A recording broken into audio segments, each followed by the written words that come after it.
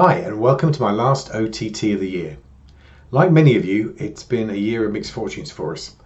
The two things that are outstanding in my mind is that we lost Fred and Betty, which we didn't expect at all, and we moved across the country to Glastonbury, which was in our heads in a kind of swirly kind of way this time last year, but nothing was concrete. I'm not going to talk about the loss. Lord knows you've seen me cry about that enough. Instead, I want to talk to you about something that has entranced us since we moved. Out of many things, to be honest. We're fortunate that our house is on a hill overlooking the Somerset Levels. It faces west, so most nights we're treated to a sunset. When we moved in July, the sun went down far to our right. Now it dips beneath the horizon far to our left. The 21st of this month is the solstice, when it will appear as if the sun sits still for about 3 days, and then we'll begin its journey back to our right. In all cultures I know of, the solstice is a big deal. It marks both an ending and a beginning. Traditionally, the winter solstice marks a period of rest, reflection and contemplation, a withdrawal from the things of the world in order to do a stocktake on oneself. Afterwards is about awakening and reconnection, marked by our penchant for resolutions about what we want to be different in the coming solar cycle.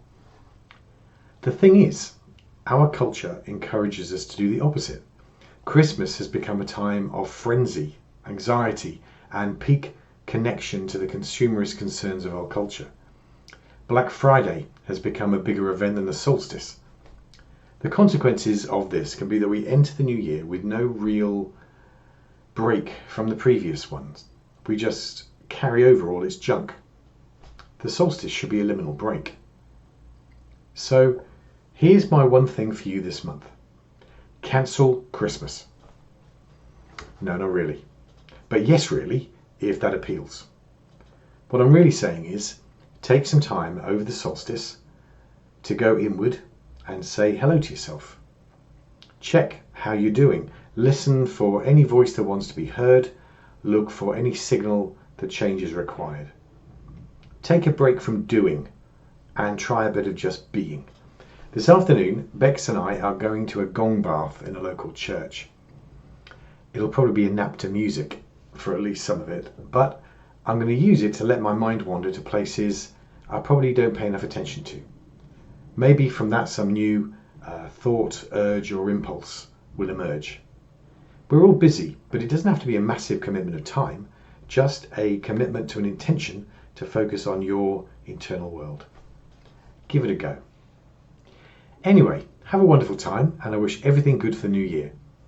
Thanks for watching. Oh, and apropos of nothing, sadly, Bex has just spent a fortune on a fancy belt that doesn't fit me. Huge waste. See you next year.